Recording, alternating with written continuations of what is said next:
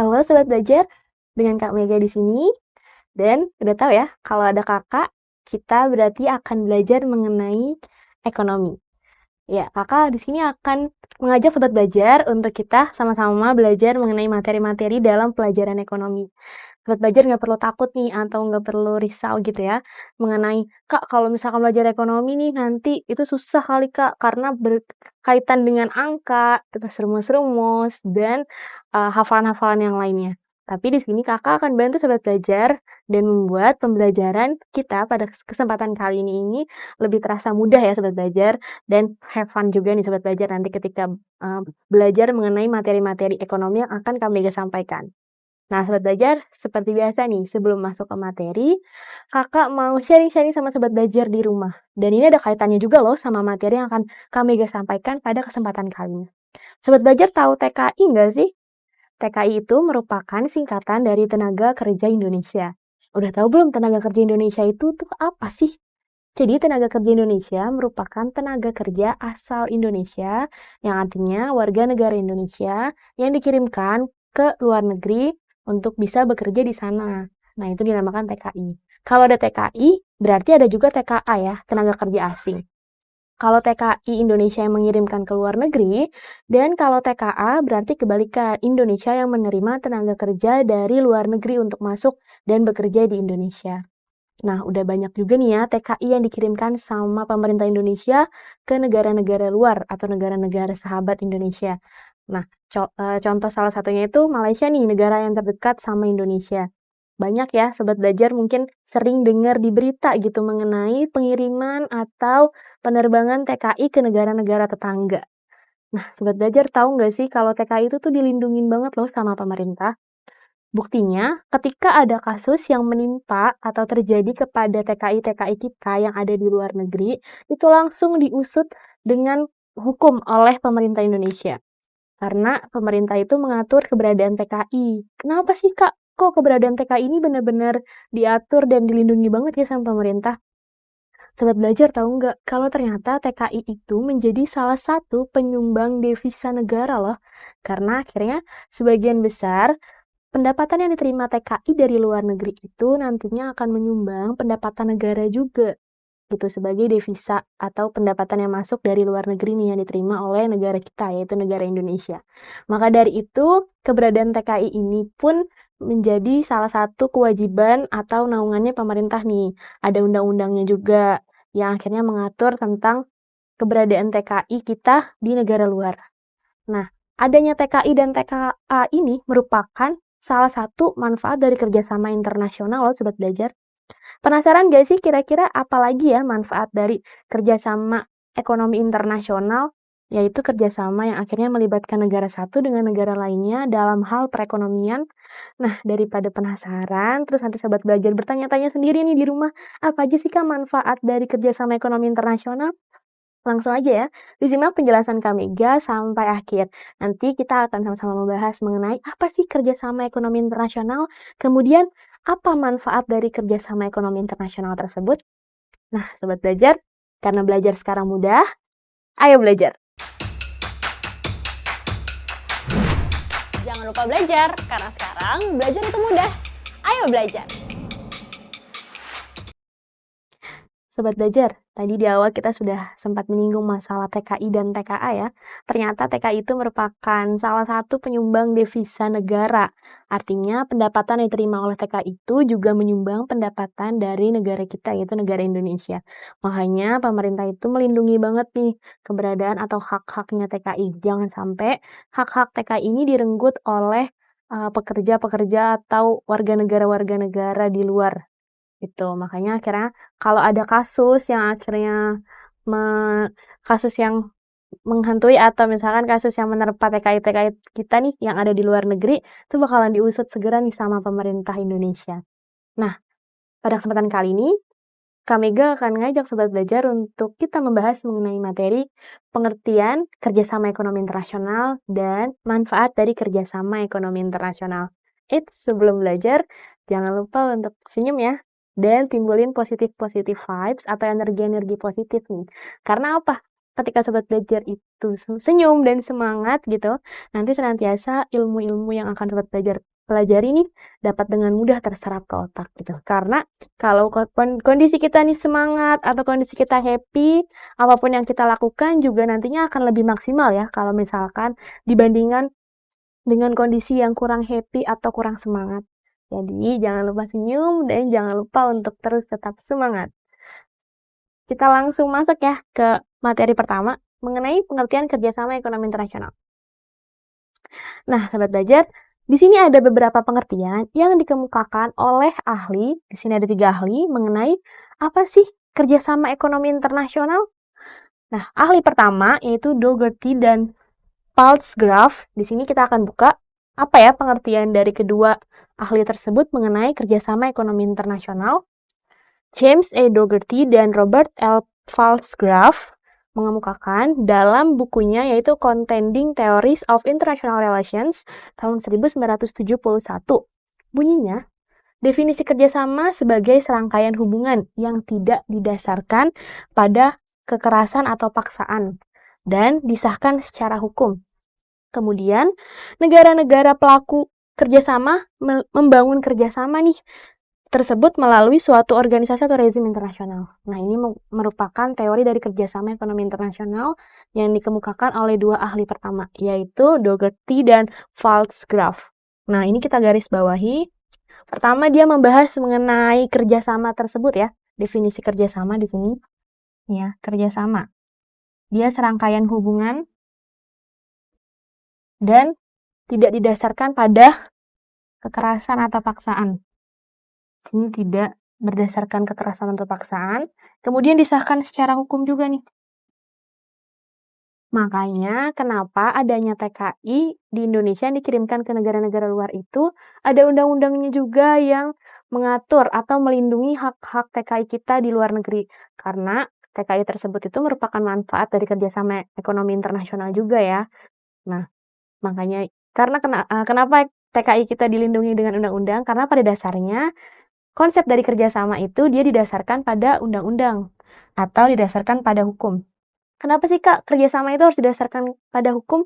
Karena kalau misalkan kerjasama nih tidak didasarkan kepada hukum, maka nanti proses kerjasama atau hasil yang akan dicapainya itu dikhawatirkan akan ada suatu masalah gitu ya ketika proses kerjasama itu berlangsung. Sebagai contohnya nih, Sobat Belajar melakukan kerjasama dengan teman sekelompoknya gitu. Nah, ada tujuan dong pasti yang ingin dicapai sama Sobat Belajar nih terkait kerjasama yang dibangun. Kalau misalkan kerjasamanya itu mempunyai tujuannya dengan untuk mencapai suatu nilai ekonomi ya. Nah, apalagi kalau udah berurusan sama uang nih, sensitif banget ya Sobat Belajar. Pasti semua orang ingin atau menginginkan ya, namanya mendapatkan keuntungan semaksimal-maksimalnya. Makanya akhirnya ada nih suatu hukum atau undang-undang yang mengatur kerjasama tersebut, supaya kegiatan kerjasamanya itu tidak melenceng atau ada dasarnya yang mengatur kerjasama itu. Nggak ada pihak yang dirugikan atau nggak ada pihak yang merugikan, simpelnya gitu ya. Nah, terus juga didasarkan pada hubungan yang tidak ada kekerasan atau paksaan. Namanya juga kerjasama, itu dibangun secara sadar dan secara keinginan gitu ya, dari kedua belah pihak sadar dan punya keinginan yang sama untuk akhirnya melakukan kerjasama. Kalau misalkan secara paksa atau ada tindakan kekerasan nih di belakangnya atau menjadi alasannya, itu nggak bisa dikatakan sebagai kerjasama. Karena tadi kerjasama dasarnya harus sama-sama mau atau sama-sama ingin dan intinya nggak boleh ada kekerasan gitu. Nah, selanjutnya karena ini nih, pertama dia membahas mengenai konsep kerjasama. Kemudian untuk kerjasama internasional ini dibahas oleh Dougherty dan Paltzgraf. Nah, negara-negara pelaku kerjasamanya ini itu dia melalui suatu organisasi atau rezim internasional. Maksud dari organisasi atau rezim internasional itu apa sih, Kak? Jadi, untuk kerjasama ekonomi internasional ini tuh nanti ada beberapa organisasi nih Sobat Belajar yang mendasari atau menjadi tolak ukur ya untuk kerjasama ekonomi internasional ini dapat berjalan sesuai rencana atau dapat berjalan semestinya. Ada organisasi yang bertanggung jawab agar kerjasama antara beberapa negara yang menjadi peserta atau menjadi anggota dalam organisasi itu dapat berjalan dengan baik. Karena setiap organisasi pasti punya tujuan untuk mensejahterakan anggotanya, betul kan ya?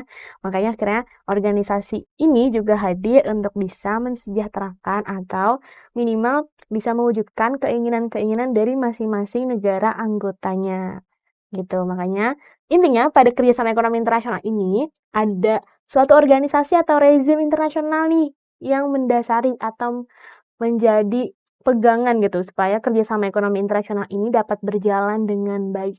Nah, untuk tahu nih, kira-kira organisasinya itu siapa aja sih, Kak? Nah, ini akan kita bahas nih Sobat Belajar di pertemuan-pertemuan yang akan datang. Jadi Sobat Belajar pantengin terus ya setiap week tentang ekonomi yang akan dibahas sama Kak Mega nih. Nanti kita akan membahas mengenai organisasi-organisasi apa saja yang bertanggung jawab terhadap keterlaksananya kerjasama ekonomi internasional.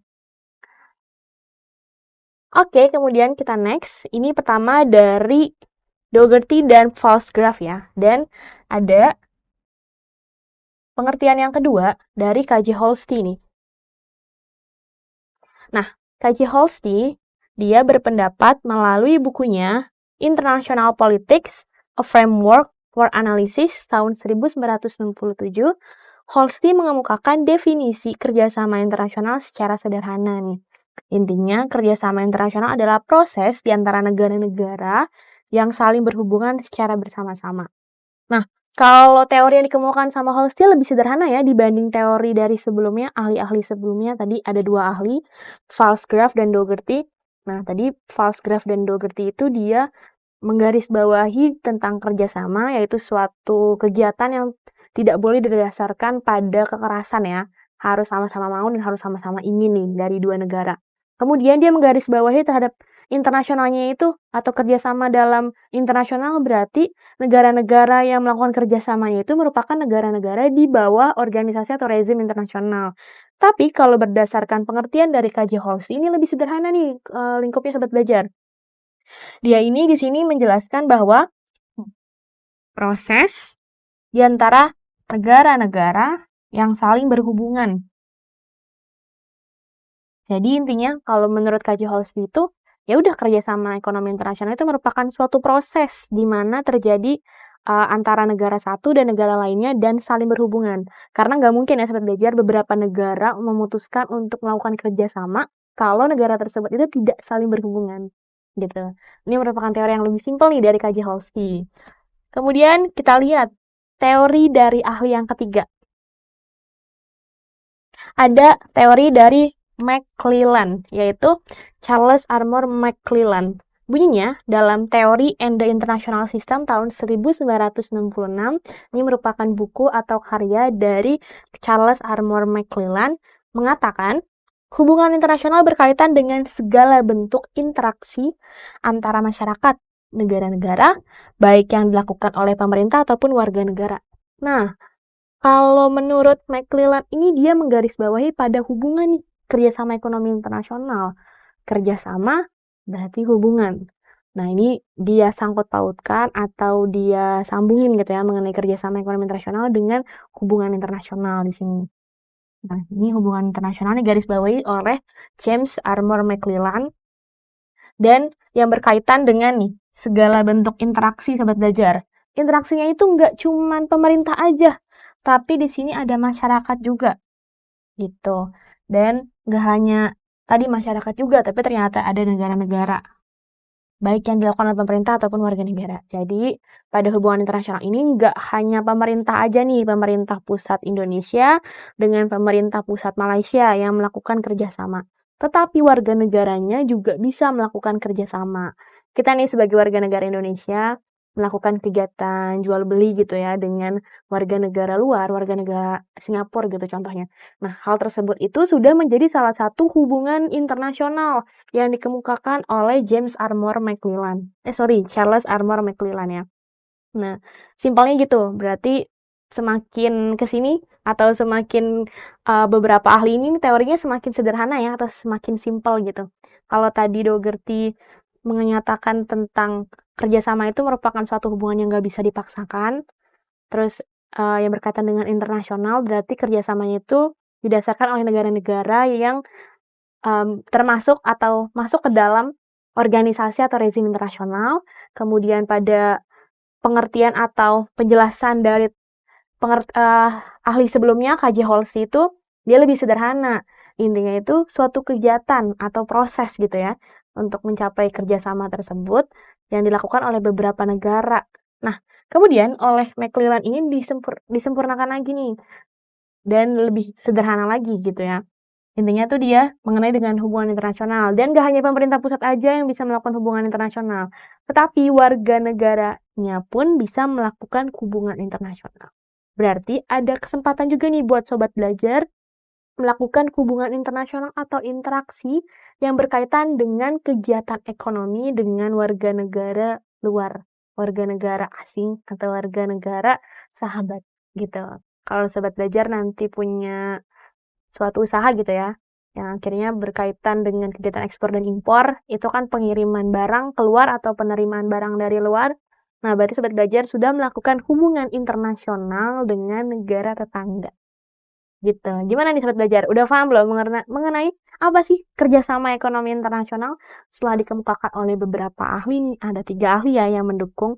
Jadi, intinya atau maksud dari kerjasama ekonomi internasional nih dari beberapa ahli yang dimaksud tadi, pernyataan-pernyataan dari beberapa ahli dapat kita simpulkan bersama bahwa kerjasama ekonomi internasional ini merupakan suatu kegiatan yang didasarkan pada mau sama mau dan tidak boleh ada kekerasan atau paksaan yang terlibat di dalamnya. Kemudian, kerjasama tersebut itu melibatkan beberapa negara dalam satu kawasan di bawah naungan suatu organisasi internasional. Gitu ya. Itu merupakan pengertian dari kerjasama ekonomi internasional. Tadi kita rangkum dari ketiga ahli yang sudah Kak Mega sampaikan. Gimana nih sobat belajar, udah paham ya mengenai apa sih kerjasama ekonomi internasional? Nah, kalau sobat belajar nanti ditanya nih sama gurunya, terutama guru ekonomi, udah tahu jawabannya. Udah tahu nih kalau ditanya, apa sih pengertian kerjasama ekonomi internasional? Nah, sobat belajar udah paham nih. Kira-kira pengertian kerjasama ekonomi internasional itu tuh apa sih? Terus beberapa ahlinya tuh siapa aja ya yang mengemukakan mengenai pengertian dari kerjasama ekonomi internasional.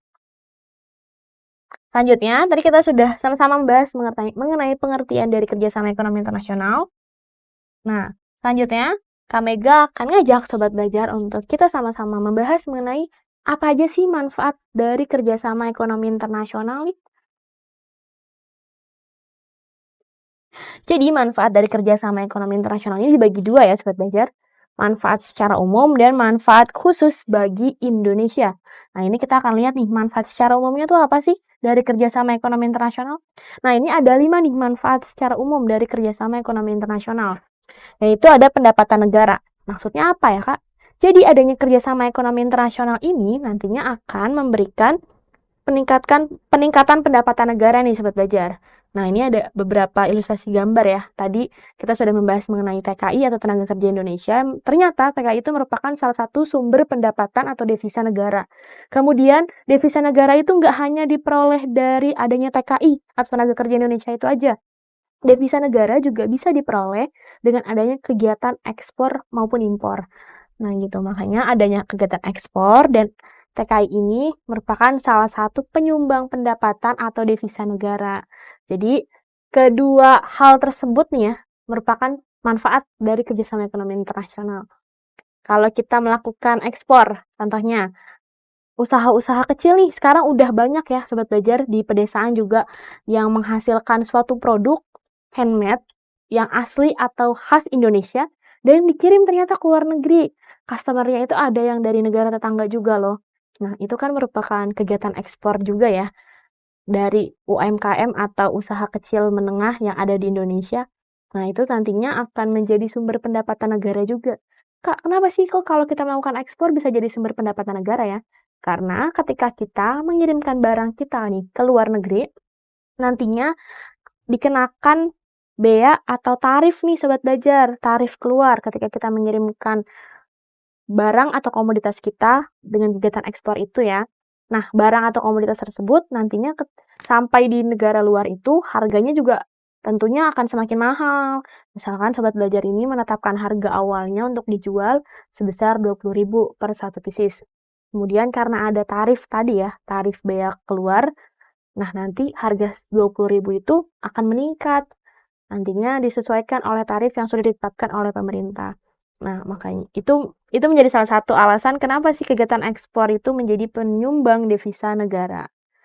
Kemudian kita lihat lagi nih Sobat Belajar, apalagi ya manfaat kerjasama ekonomi internasional selain sebagai penyumbang pendapatan negara, ternyata berkaitan dengan kestabilan harga nih. Kerjasama ekonomi internasional ini bisa menjaga kestabilan harga dalam negeri.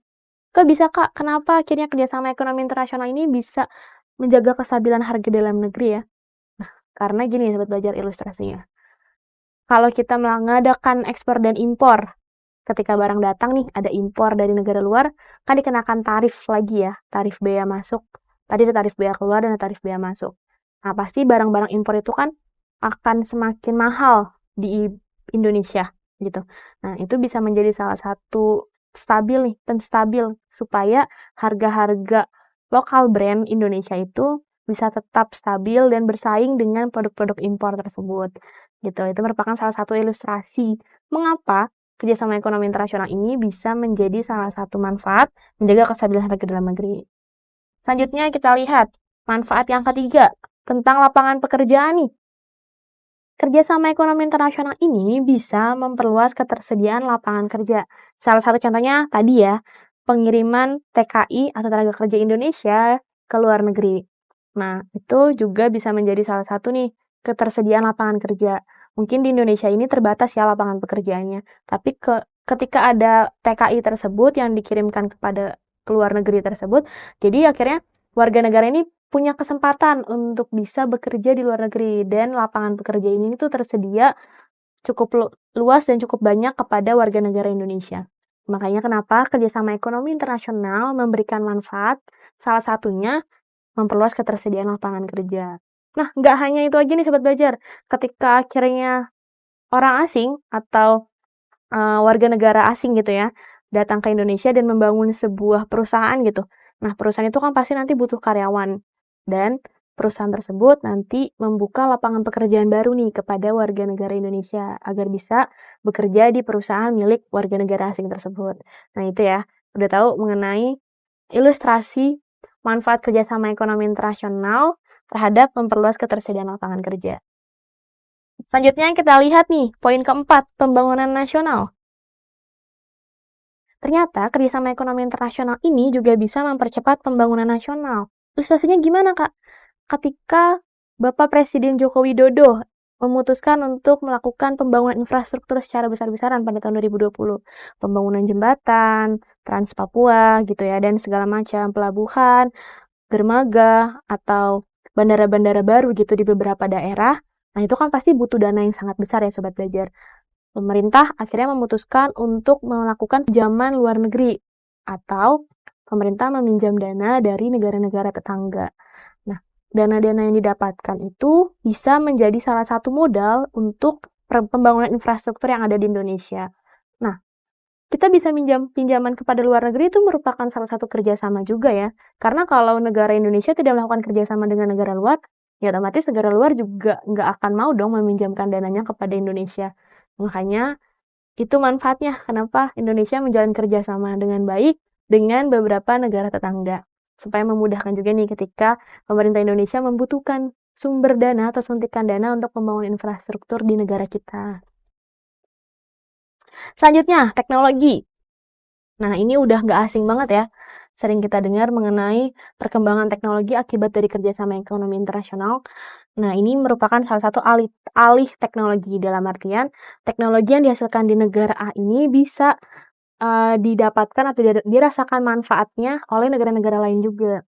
Contoh dari alih teknologi akibat kerjasama ekonomi internasional ini apa, Kak? Nah, contohnya dengan adanya mobil listrik nih, atau mobil yang memang tenaganya itu dari listrik, bukan lagi dari solar ataupun BBM ya. Nah, itu merupakan salah satu mobil yang dikembangkan oleh negara luar yang memang mempunyai teknologi yang canggih gitu. Nah, itu nanti bisa diekspor nih ke beberapa negara. Indonesia juga bisa menjadi salah satu negara yang bisa memiliki ketersediaan mobil listrik tersebut. Atau beberapa gadget yang kita milikin, simpelnya gitu. berapa gadget yang kita punya, itu dapatnya dari mana? Pasti dapat dari kegiatan ekspor dan impor ya Sobat Belajar. Nah, itu merupakan salah satu manfaat juga nih dengan kerjasama ekonomi internasional yang dibangun oleh pemerintah dengan negara lain gitu. Itu beberapa manfaat yang bisa kita rasakan secara langsung ya sebagai warga negara nih. Adanya gadget, adanya alat elektronik yang canggih. Jadi Sobat Belajar udah tahu nih, kita kalau punya gadget itu merupakan salah satu hal yang dilakukan juga loh sama pemerintah. Apa sih yang pemerintah lakukan? Menjalin kerjasama yang baik juga loh dengan negara-negara tetangga. Oke, jadi Sobat Belajar udah tahu ya mengenai manfaat kerjasama ekonomi internasional nih secara umum. Nah, selanjutnya kita akan membahas manfaat khususnya bagi Indonesia itu apa sih? Di sini ada 4 manfaat khususnya. Yang pertama, exchange program atau pertukaran pelajar, simpelnya. Nah, banyak nih sering terjadi program-program pertukaran pelajar dari Indonesia ke negara-negara luar. Nah, itu merupakan salah satu exchange program dari manfaat kerjasama ekonomi internasional. Selanjutnya, kita lihat investor asing. Nah, kalau misalkan pertumbuhan ekonomi di Indonesia berkembang secara baik terus-menerus ya, nanti investor-investor dari luar pun akan tertarik untuk menginvestasikan beberapa dananya atau beberapa sahamnya di negara kita nih. Itu berarti bisa menjadi salah satu faktor pendorong ya atau pemantik supaya investor-investor asing ini tertarik untuk menginvestasikan dananya di negara kita. Nah, selanjutnya juga ada bahan baku produksi dan posisi Indonesia. Maksud dari bahan baku produksi di sini, kita bisa mendapatkan bahan-bahan baku yang memang tidak tersedia di Indonesia. Contohnya untuk pembuatan mobil ya, atau alat-alat elektronik yang merupakan bahan bakunya itu bisa kita dapatkan dari negara tetangga. Nah, tadi itu salah satu faktor penyebabnya atau pendorong kenapa sih kita bisa alih teknologi. Salah satunya itu ya sebagai sumber bahan baku produksi juga. Dan posisi Indonesia nih, maksud dari posisi Indonesia itu apa ya, Sobat Belajar? Jadi posisi Indonesia ini bisa setara dengan negara-negara lain kalau Indonesia ini bisa memajukan perekonomiannya atau pertumbuhan ekonomi ini bisa terus maju gitu dan akhirnya nanti bisa setara dengan negara-negara tetangga. Nah, gimana Sobat Belajar mengenai materi kita ya tentang pengertian dan manfaat dari kerjasama ekonomi internasional? Tertarik nggak sih Sobat Belajar untuk melakukan kerjasama juga nih dengan warga negara asing supaya bisa memajukan perekonomian negara? Kalau misalkan tertarik, berarti Sobat Belajar belajarnya harus lebih giat lagi ya, supaya bisa mewujudkan keinginan-keinginan Sobat Belajar. Karena sekarang belajar mudah, ayo belajar! Jangan lupa belajar, karena sekarang belajar itu mudah. Ayo belajar!